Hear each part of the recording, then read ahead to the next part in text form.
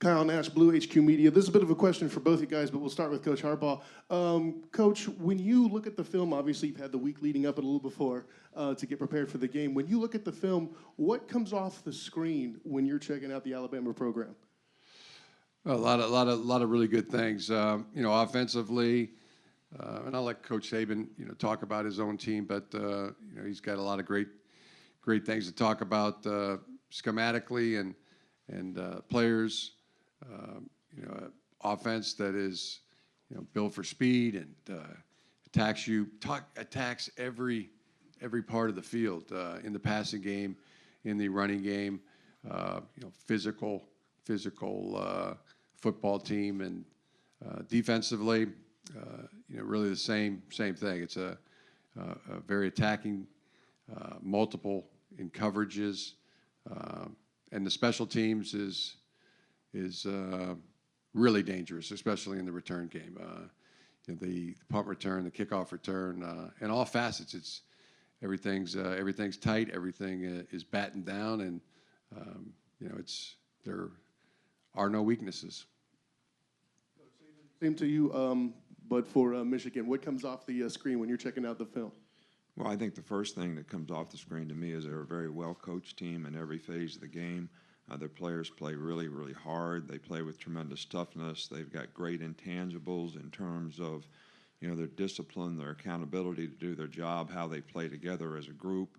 On defense, they do a lot of movement. They've got a lot of quickness. They're very aggressive, a lot of multiples in terms of what you see and how it challenges your offensive line and the coverage aspects of what the quarterback has to read and the receivers have to adjust to. And, on offense, they have a lot of the multiples that, a lot of college teams have now in terms of how they attack the entire field. They can run the ball effectively. The offensive line is really, really good. Quarterback plays well, can make all the throws, and they've got good skill guys that can make explosive plays. So they've got great balance on offense, and they're very physical on special teams and do a really, really good job, in that area of the game as well. So I see a team that is very strong in every area, but I think the number one thing is they play with great intangibles and they're really well coached. Back across the aisle on the right, Christian. Christian Brewer, WFTV. Coach Saban, where's Mac grown the most since taking over, and what does he have to do tomorrow for you to be successful? Well, I think the biggest thing with, Matt is, we try to get him to play within himself and just, make the reads that you have to make. Don't force the ball. Take what the defense gives you and sort of try to use an ABC approach with them and not make it too complicated. And he's a very smart guy. He makes good choices and decisions when he plays within himself, and I think that's the number one thing that we've seen Matt grow in. And, I think you can't really coach experience. You have to kind of get that, and he's got some good experience, and a lot of it has been very good. And, he's made a couple plays I'm sure he wishes that he could have back, but I think he'll learn and grow from those things. Staying on that same row, a little bit further to the right. Nick, you're known as a defensive guy. I just wonder what you think of Don Brown from Michigan and sort of the way they play defense. I imagine you have an appreciation for that. Oh, yeah, they're very, very good and very challenging with the scheme that they have. And I think the quickness and how aggressive they are and how they utilize their quickness on defense by stunting Gaiman, changing up the coverage multiples is very, very challenging. So a little different than maybe anybody that we've seen, this year, but very, very effective. We're going over to the left middle. Coach Saban, Kerry Clark, BamaCentral.com. You mentioned last night and today as well that some young players have caught your eye during bowl practices. Could you share with us a couple of those names, please? Well, me, I don't like to, point people out and things like this. So I just think in general, some of our players that have played and gained experience throughout the year, I think this practice has been good from them understanding concepts better. I think sometimes what young players do is, they try to memorize what they're supposed to do. They don't really understand the big picture very well. And I think it's very encouraging to their improvement when they do understand the big picture and the concepts. So they understand how their accountability to do their job is very significant in the success of offense, defense, or whatever position they're playing. So this has been really good for a lot of our young players. Far left up against the door. AP Stidham, WHEP, AM and FM, Foley, Alabama. Good morning, coaches. Coach Harbaugh, how has Shea Patterson developed since he arrived in Ann Arbor? And Coach Saban, what's been the change since the last time you faced off against him? Well, Shea's been tremendous. He's a great player, great competitor, and he's been a tremendous teammate. He has just gotten better and better and better, and he came in really good.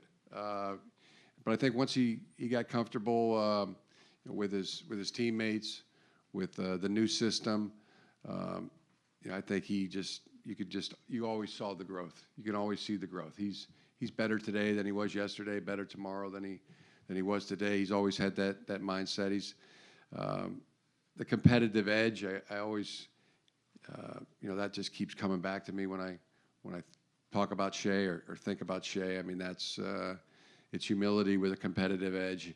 And as Coach Saban said, Shea can make all the throws, and his accuracy has just gotten better and better. His understanding is at a very high level, and then he can run. He can get out of the pocket. He can create plays. He can create space, and he's effective both as a runner and a thrower. Back over on the right, third row. Am I sorry. supposed to comment Sorry, on this? Coach. Yeah, we've known Shea since he was a freshman in high school. I think he's one of those guys that came up with a great reputation and was very effective in high school in Louisiana and Shreveport. And I thought he played well when he played at Ole Miss, and I think he's got nothing but better as he's played at Michigan. But I think he can make all the throws. He's very athletic. He can pull the ball and make you respect him on all the zone reads. But he can also extend plays and has made a lot of plays this year by extending plays, scrambling, because he is athletic and a good player. And I just see a growth in the guy from a maturity and experience standpoint. And I think he's playing in a system now where he's very well coached and he's done a really good job for his team. I apologize for jumping the gun. We'll go over here now. Alex Bond, Montgomery Advertiser. Nick, you said last night on your radio show when the NFL teams you spoke to, only one of your players had a top 15 grade. Were you surprised by that? And do you feel there's a concerted effort among the juniors to maybe come back and finish the deal? Look, we have, I think, 9 guys that are juniors that got evaluated by the junior committee.